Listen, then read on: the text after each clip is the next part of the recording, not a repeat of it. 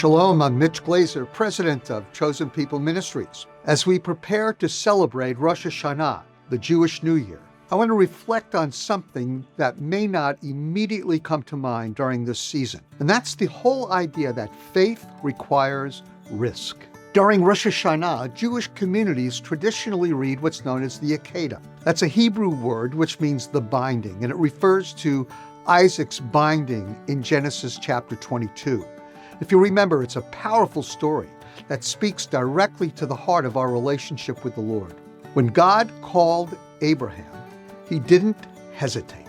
He simply responded with Hineni, a Hebrew word that means here am I. And Abraham listened, and more importantly, he obeyed, even when God asked him to do what was absolutely unthinkable. God told Abraham to take his only son, Isaac, Yitzchak, the son he loves, up to Mount Moriah and to offer him as a sacrifice. God is asking him to surrender everything. And yet Abraham didn't question God. He didn't delay action. He simply obeyed. He woke up early the next morning, prepared for the journey, and walked in obedience with his son. Abraham had waited years for Isaac. He was this son of promise through whom God said he would create a great nation. Yet here was a command that seemed to contradict everything God had promised. With the death of Isaac would come the death of the promises. When Isaac asked, as he walked up the mountain, "Where is the lamb for the offering?" Abraham replied, "God will provide." He didn't know how, but he believed that God would make a way, and he was absolutely right. At the very last moment, God stopped Abraham from plunging a knife into the heart of his son and provided a ram caught in the thicket. Friends, this is a powerful image of God's provision and of his mercy. The Hakadah is a foreshadowing of what God was going to do all along, that is, to provide an everlasting sacrifice for the atonement of sins. Man cannot provide a sacrifice that is perfect because we're imperfect. Only God can, and he did, through his only begotten Son, Yeshua HaMashiach, Jesus the Messiah, who came like the ram, was perfect, and took Isaac's place. He took our place, essentially, on the altar, so that we might live holy lives as new creations. Rosh Hashanah is also called Yom Teruah, the day of the blowing. In Leviticus chapter 23, that's exactly what the Hebrew means. The piercing sound of the ram horn breaks through our routine and reminds us of the ram that God provided in Isaac's place, and in our place, so to speak. It reminds us that God is faithful and that he always provides. But so often we won't experience that provision until we step out in faith and obedience. So here's the principle. Faith does not guarantee safety, and it doesn't always make sense, but it's the only way to truly follow God. Abraham followed God without asking too many questions.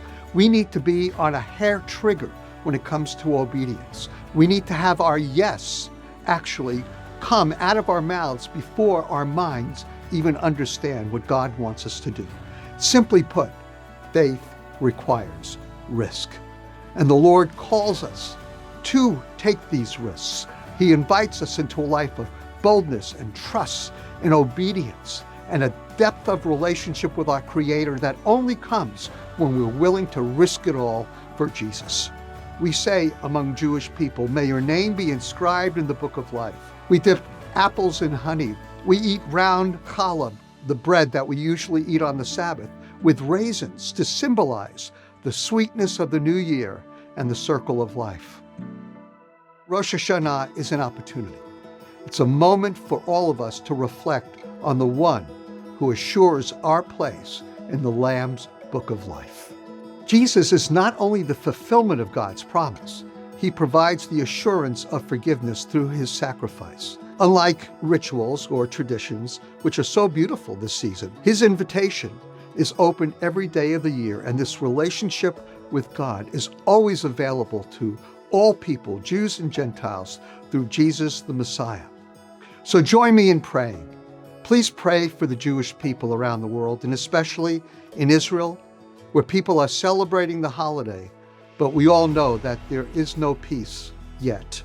And so we need to pray for the peace of Jerusalem, that maybe this year will bring an end to the war with Hamas and freedom for the remaining hostages. In the last 131 years, Chosen People Ministries has served the same all-powerful, loving God who provided a ram for Abraham and continues to provide a substitutionary sacrifice for Jews and Gentiles today through the death and resurrection of his Son.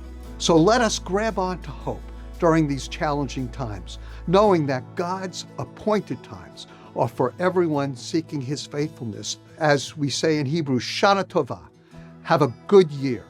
And all of us at Chosen People Ministries wish you God's richest blessings in this new year. And may he continue to show you his faithfulness through his Son, Jesus, the Messiah.